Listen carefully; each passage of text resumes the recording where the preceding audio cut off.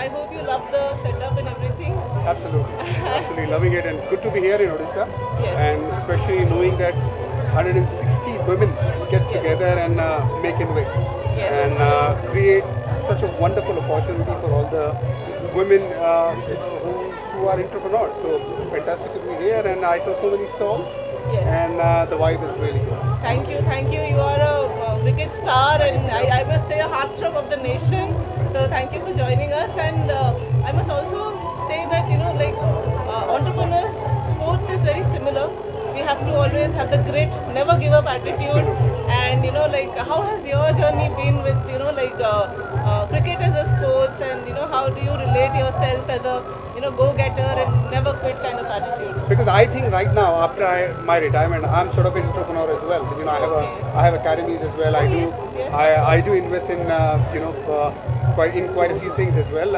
So I understand business can go wrong, Yes. sports every day matches can go wrong. Right. So it's quite similar, and you need to face the failure really well head on, which is important. So there's a lot of connectivity, and you can learn a lot from the sports as well as far as the entrepreneur is concerned as well, because every day the things are changing, weather is changing, people are changing, choices are changing, and you need to be up to the mark as far as the new trends are concerned as well. Similar to cricket, cricket, now we see people the way used to play cricket differently, very orthodox. But now if you see Surya Kumar Yadav playing cricket, you will see, wow, you need to do something like that, and you need to change. So business is like that as well. तो आप सबके लिए कुछ हिंदी में बोल दीजिए सब लोगों को, अभी जो पूछना है आप पूछिए. Shoot, no problem. Karachi last over मुझे मैं खुद भी देखा था. कहाँ से देखा था आपने? मतलब मैं टीवी में देख रहा नहीं नहीं, टीवी पे आप कहाँ थे तब? मैं घर में ही था. अच्छा. वो जो 4-6 बॉल आपके कैरियर का सबसे अच्छा वक्त कहेंगे, या फिर आप सब भूल चुके हैं 2007 जो T20 वर्ल्ड कप था उसमें आप man of the match final में, वो शायद सब भूल गए. इन दोनों में से आपका कौन सा आप कहेंगे आपका सबसे बेहतर मूवमेंट था? देखिए, सबसे बेहतर मूवमेंट की बात करें, इंडिया के लिए वर्ल्ड कप जीतना, उससे बेहतर मूवमेंट नहीं हो सकता. ये पर्सनली हैट्रिक लेना, पर्सनली विकेट लेना, उसके बहुत ज़्यादा मायने होते नहीं है. लेकिन अगर आपने वर्ल्ड कप नहीं जीता है अपनी टीम के लिए, वो कंट्रीब्यूट नहीं किया, तो कुछ नहीं किया. तो मेरे हिसाब से वर्ल्ड कप में जो 2007 में वो फाइनल में मैन ऑफ द मैच, वो 3 विकेट, वो सबसे बेहतरीन मूवमेंट था मेरा.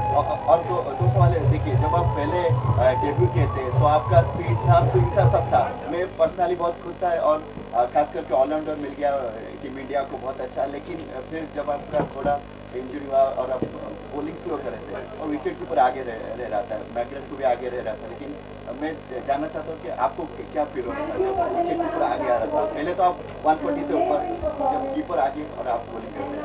देखिए, मेरी किताब है इरफान पठान, मैंने अपनी किताब बनाई है. उसकी डिक्शनरी में ना मैंने एक्सक्यूज़ वर्ड निकाल दिया. सो जब लोग मुझे ये बात पूछते हैं कि आपकी स्पीड थी, फिर कम हुआ, आपको ड्रॉप किया, आपको ड्रॉप नहीं करना चाहिए था, बहुत सारी बातें होती हैं. मैं उस सारी बातों को दरकिनार करता हूँ, और मैं ये बोलता हूँ कि जो बीत गई वो बात थी, वो पुरानी रात थी. आपको आगे बढ़ना है.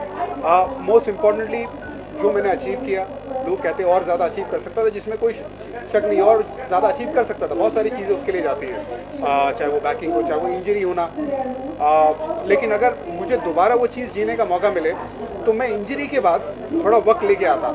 कई बार मैं जब इंटरनेशनल क्रिकेट खेला हूँ, मैं इंजरी के बाद जल्दी आया हूँ. वो मैं टीम मैनेजमेंट के रिक्वेस्ट पे, या हमारे कैप्टन के रिक्वेस्ट पे, या हमारे जो टीम में जो लड़के उनके रिक्वेस्ट, वो सिलेक्टर्स के रिक्वेस्ट पे थोड़ा जल्दी आया हूँ.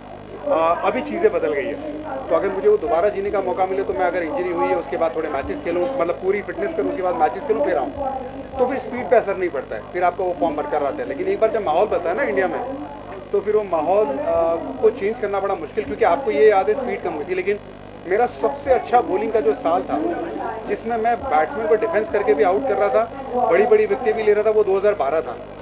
तो वहाँ पे मैं जैसे मैं बॉल को बोल रहा था वैसा बॉल कर रहा था. एलेक्स हेल जो अभी ओपनर थे वर्ल्ड कप में, जो वर्ल्ड कप जीती इंग्लैंड की टीम, उनको आउट किया मैंने 2012 में. मैं अपने पीक पे था वो टाइम पे, पर उसके बाद इंजरी हुई, उसके बाद मैं बाहर गया. तो वो सारी चीज़ें चलती रहती, लेकिन कोई एक्सक्यूज़ नहीं, कोई गम नहीं. I am very happy, I am very blessed. आप तीनों कैप्टन के साथ मिले, दादा, और फिर मतलब आपको पूछूंगा कि आपका सबसे अच्छा कैप्टन सारे कैप्टन अच्छे। देखो इंडिया के लिए आप कप्तानी करते हैं ना, मैं बताता हूँ आपको, बहुत बड़ा प्रिविलेज इंडिया की कप्तानी करना।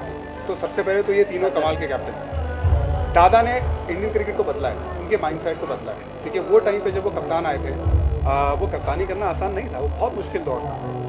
और वहाँ पे इतने आपके पास ऑलराउंडर्स भी नहीं थे। राहुल द्रविड़ कीपिंग करते थे ताकि बैलेंस बने टीम का, समझ रहे आप। तो अभी चीज़ें बदली जब महेंद्र सिंह धोनी आए, उसके बीच में राहुल द्रविड़ ने भी कप्तानी की। हर एक कप्तान का एक वैल्यू है मेरी लाइफ में, लेकिन अगर एक चुनना है मुझे तो सौरव गांगुली को चुनना है।